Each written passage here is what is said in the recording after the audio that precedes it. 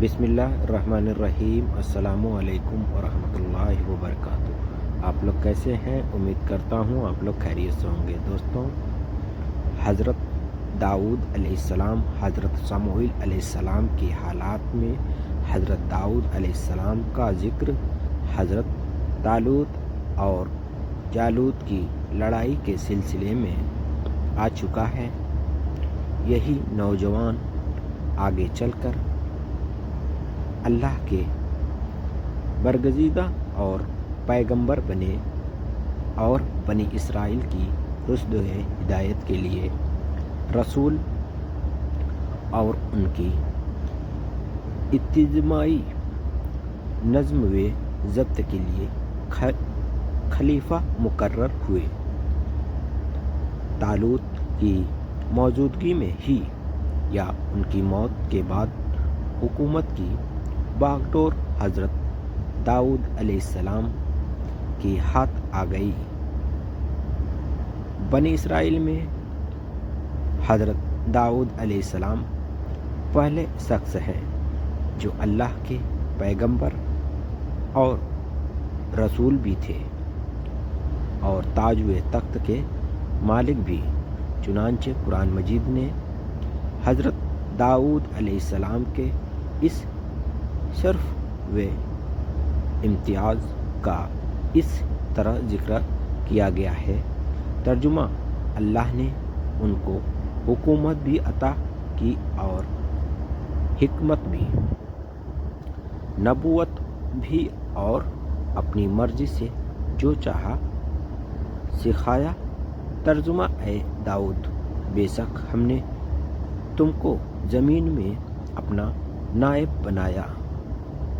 ترجمہ: اور ہم نے ہر ایک داؤد و سلیمان کو حکومت بخشی اور علم عطا کیا۔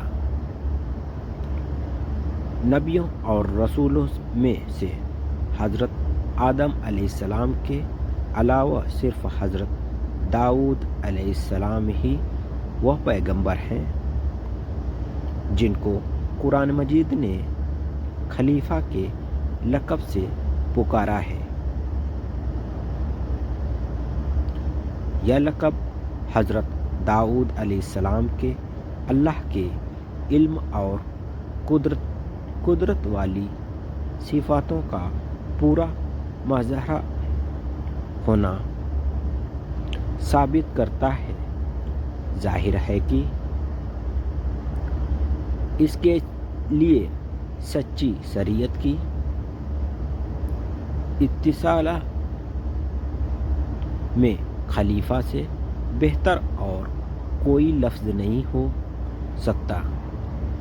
خلاصہ یہ کہ حضرت داؤد علیہ السلام نے بنی اسرائیل کی رشد و ہدایت کی خدمت بھی انجام دی اور ان کی اجتماعی زندگی کی نگرانی بھی کی۔ ان کی خصوصیتیں یہ تھی وہ تقریر ہوئے خطاب کے فن میں کمال رکھتے تھے اور اس طرح بولتے تھے کہ لفظ لفظ اور جملہ ایک ایک کر کے سمجھ میں آ جاتا تھا اور اس سے بات واضح اور کلام زوردار ہو جاتا تھا۔ ان کا حکم اور فیصلہ حق و باطل کے درمیان قول فیصلے کی حیثیت رکھتا تھا۔ قرآن میں آتا ہے کہ ترجمہ: اور ہم نے داؤد کو زبور عطا کی۔ ترجمہ: اور بے شک کچھ نبیوں کو کچھ پر فضیلت دی ہے اور ہم نے داؤد کو زبور بخشی۔ اللہ تعالیٰ نے حضرت داؤد علیہ السلام پر زبور نازل فرمائی جو ایسے قصیدوں اور سجے سجائے کلموں کا مجموعہ تھا جسے اللہ کی حمد و ثنا اور انسان کے عاجز بندہ ہونے کا اعتراف اور نصیحتوں اور ہمتوں کے مضمون تھے، لیکن بنی اسرائیل کے جان بوجھ کر زبور کو بھی تورات اور انجیل کی طرح بدل ڈالا، جیسے کہ قرآن مجید میں ذکر آیا ہے کہ ترجمہ کچھ یہودی وہ ہیں جو تورات، زبور و انجیل کے کلموں میں ان کی اصلی حقیقت سے بدلتے اور پھیرتے ہیں۔ یوں تو اللہ تعالیٰ نے سبھی پیغمبروں کو خصوصی شرف و امتیاز سے نوازا ہے اور اپنے نبیوں اور رسولوں کو بے شمار انعام و اکرام بخشے ہیں، پھر بھی شرف و خصوصیت کے درجوں کے اعتبار سے ان کے درمیان بھی درجوں کا فرق رکھا گیا ہے، اور یہی امتیازی درجے اور مرتبے ان کے ایک دوسرے سے ممتاز کرتے رہتے ہیں۔ ترجمہ یہ رسول ہم نے ان کے کچھ کو بعض پر فضیلت دی ہے، چنانچہ حضرت داؤد علیہ السلام کے بارے میں بھی قرآن نے کچھ خصوصیتوں اور امتیازوں کا ذکر کیا ہے، اور وہ یہ ہے کہ حضرت داؤد علیہ السلام اللہ تعالیٰ کی تسبیح و تقدیس میں بہت زیادہ لگے رہتے تھے اور اتنی اچھی آواز والے تھے کہ جب زبور پڑھتے اور یا اللہ کی تسبیح و تحلیل میں لگے ہوتے تو ان کا گما دینے والا ناموں سے نہ صرف انسان بلکہ چرند و پرند وجد میں آ جاتے اور آپ کے آس پاس جمع ہو کر اللہ کی حمد و ثنا کے ترانے گاتے اور سریلی اور وجد میں لا دینے والی آوازوں سے تقدیس و تسبیح میں حضرت داؤد علیہ السلام کے ساتھ دیتے، اور صرف یہی نہیں بلکہ پہاڑ بھی اللہ کی حمد میں گونج اٹھتے۔ چنانچہ حضرت داؤد علیہ السلام کی اس فضیلت کا قرآن نے سورہ انبیاء 7 اور 7 میں کھول کر ذکر کیا ہے کہ ترجمہ اور ہم نے پہاڑوں اور پرندوں کو تابع ادھین کر دیا ہے کہ وہ داؤد کے ساتھ تسبیح کرتے ہیں، اور ہم ہی میں ایسا کرنے کی قدرت ہے۔ ترجمہ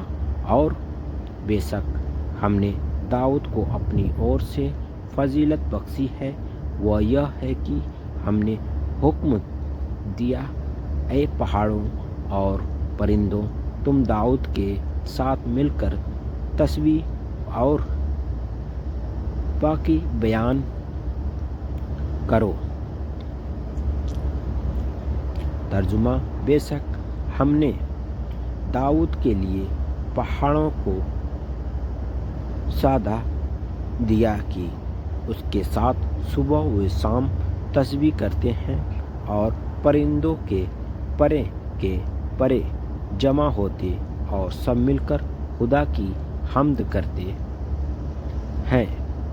کچھ تفسیر لکھنے والوں نے ان آیتوں کی تفسیر میں کہا ہے کہ چرندے اور پرندے اور پہاڑوں کی تسبیح زبان حال سے تھی، گویا کائنات کی ہر چیز کا وجود اور اس کی ترکیب بلکہ اس کی حقیقت ذرہ ذرہ پیدا کرنے والے اللہ کی گواہی دیتا ہے،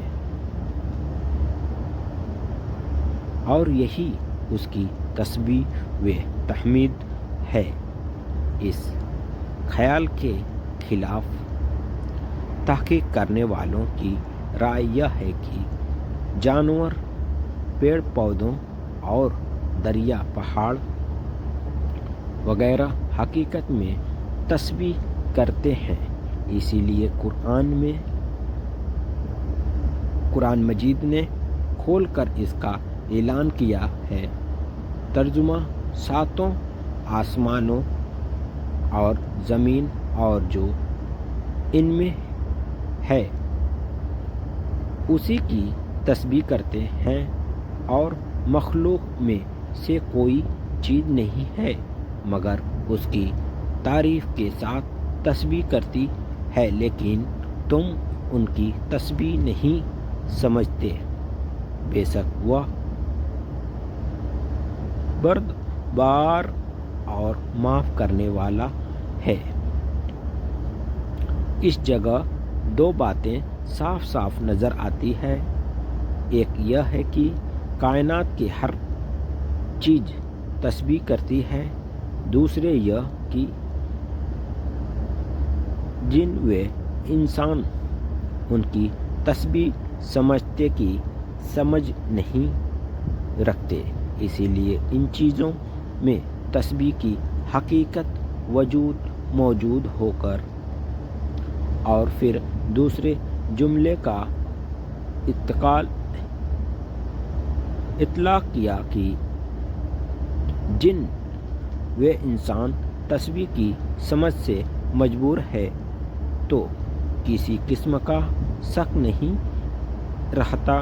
غرض قرآن مجید کا یہ ارشاد ہے کہ کائنات کی ہر چیز اللہ کی حمد و ثنا کرتی ہے، اپنے حقیقی معنی کے اعتبار سے ہے، البتہ ان کی یہ تسبیح و تحمید انسانوں کی عام سمجھ سے اوپر رکھی گئی ہے، لیکن اللہ کی مرضی